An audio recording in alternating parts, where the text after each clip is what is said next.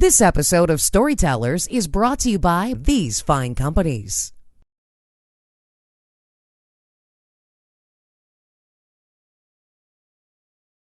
I'm Bill Donor. Some people call me the greatest promoter ever. I don't know about that. But I'm right here with Storytellers on Competition Plus TV.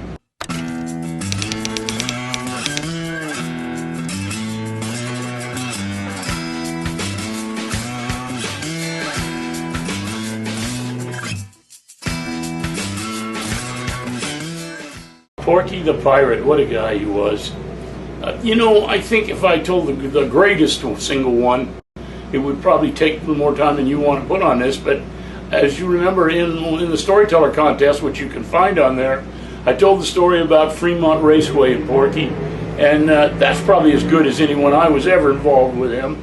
And that has to do with the fact that the late Jungle Jim Lieberman, who was actually born in Fremont, California, was notorious for not showing up at races he was booked into for whatever reason. And one thing Jungle used to do was he'd go through the Midwest and he'd set up dates with 3-4 different racetracks on the same day, and he'd drive along and listen to the ads. If you heard his name, he'd just pull in. Well, that wasn't the case at Fremont, but we always ran a race on New Year's Day called the Nitro Bowl. Hugely successful. The ads we did, I thought they were just fabulous.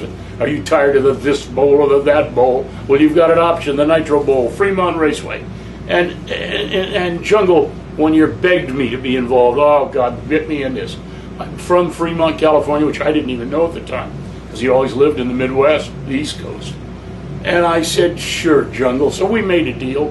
And, of course, Jungle didn't show up.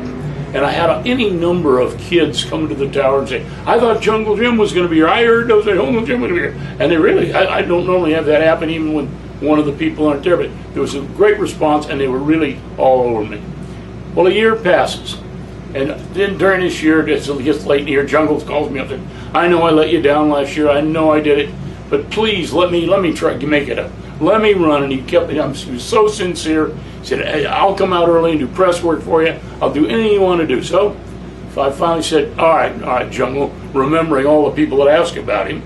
So now it's the race day at Fremont Raceway. And remember, it's New Year's Day. And New Year's Eve was the night before, and lots of people just went out, partied all night, parked in line, and there were their cars. And we got ready to open the gates at 8 in the morning.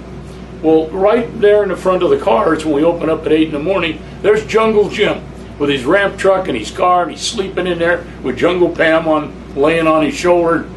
And I thought, geez, boy, it's Jungle here.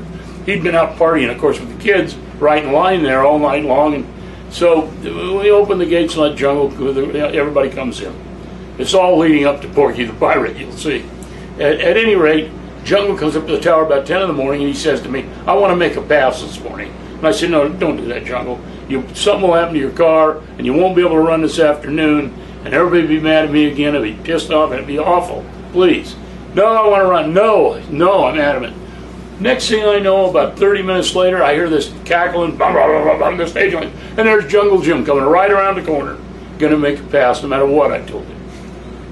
God gets down in the lights and a ball of fire, comes up to the tower and says to me, well, sorry, you were right. I exploded a fuel tank.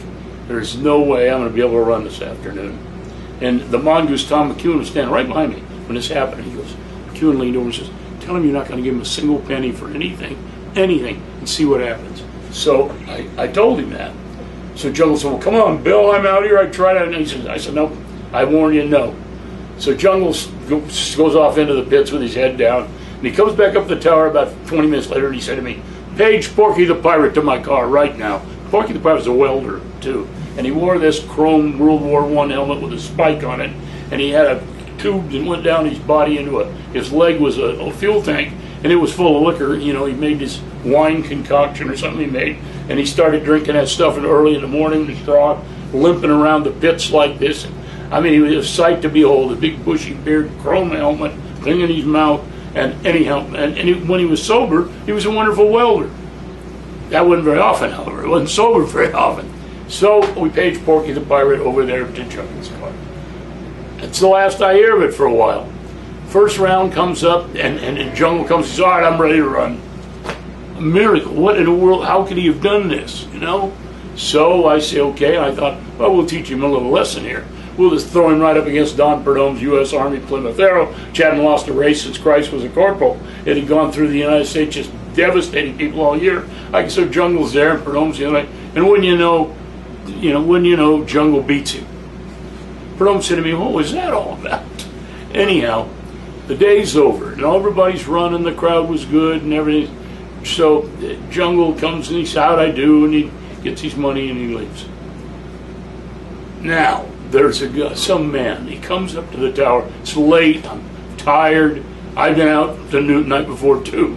So I'm pretty beat up, and this nice-looking man comes in. He got a little boy with him in a blue blazer.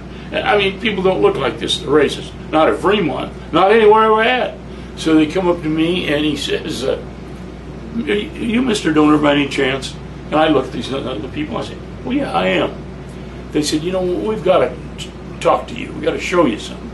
I said, well, talk to me. What do you mean, show me something? He said, come on, you have to come with us. I said, I don't want to come with you. And he said, please do this. You have to come. We have to show you this.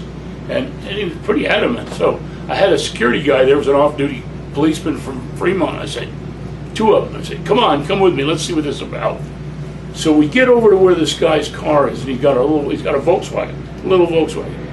And the whole side of the car has been cut out with a torch. And you can see where they just cut off right down the back fender, down the door and everything. And I'm going, oh, no, I know exactly what happened here. They've cut the side of this guy's door off to make a fuel tank for Jungle Jim. And I said, I'm so sorry, sir. I'll try to make it up with you. The guy said, that's not the half of it. He said, come on, let me show you the rest of this deal. So we walk around back of the guy's car, and there in Porky has pulled his truck right up the guy's Volkswagen in the back. In the dark, I couldn't see it. And he's welded the guy's Volkswagen to his truck. And I went, oh, Jesus. The guy said, I can't get out of here. I can't go to that. He's welded us together.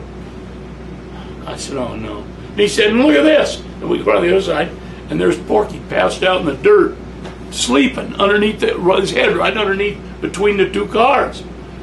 I said, oh, Jesus, this isn't a pretty sight. And the guy says, oh, he said, Mr. Donor, what do I do? I thought, well, 2 free passes to my next race aren't going to handle this one. So I said, well, and the cop stops. Stop everything, he says. He said, you hold this as the other cop. You keep everything just like this. I'll be back in about 20 minutes. I said, wait. You're not going to go arrest somebody and do this. He says, hell no. I'm going to get my brother-in-law. He's a professional photographer. I want a picture of this. So I had to make it up to the man, and we got his car fixed, took it in, apologized profusely. It wouldn't have done any good to have Porky tell him, but that's a pretty good Porky story.